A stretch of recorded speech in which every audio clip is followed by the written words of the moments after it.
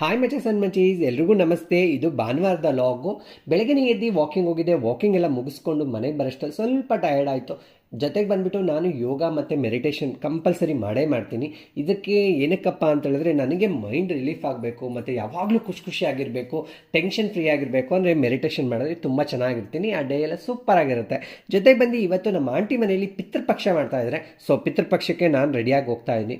ರೂಬಿಗೆ ಮೊದಲೇ ಹುಷಾರಿಲ್ಲ ಕಣ್ರಿ. ಸೊ ಅದಕ್ಕೆ ಅವಳಿಗೆ ಮೆಡಿಷನ್ ಕೊಟ್ಟಿದ್ರು ಡಾಕ್ಟ್ರು. ಸೊ ಮೆಡಿಷನ್ ಹಾಕಿ ಅವಳು ಔಸ್ಕೊಂಡು ಮೆಡಿಷನ್ ಹಾಕಿ ಅವಳಿಗೆ ಊಟ ಹಾಕ್ತಾಯಿದ್ದೀನಿ. ಸೊ ಅವಳಿಗೆ ಊಟ ಮಾಡಿಸ್ಬಿಟ್ಟು ನಾನು ಹೊರಟಾಗ ನಾನು ಮೆಸೇಜ್ನ ಕಮೆಂಟ್ನ ಎಲ್ಲ ನೋಡ್ತಾ ಇರ್ತೀನಿ. ಅವಾಗವಾಗ ಕಮೆಂಟ್ ಓದ್ತಾ ಇದ್ದಾಗ ಯಾರೋ ಹೇಳಿದ್ರು, ಬಿಗ್ ಬಾಸ್ಗೆ ನೀವು ಯಾಕೆ ಸೆಲೆಕ್ಟ್ ಆಗಿಲ್ಲ ಅಂತ. ನಾನು ಬಿಗ್ ಬಾಸ್ಗೆ ಹೋಗಬೇಕು ಅಂತ ನನಗೆ ಯೋಚನೆ ಬಂದಿಲ್ಲ.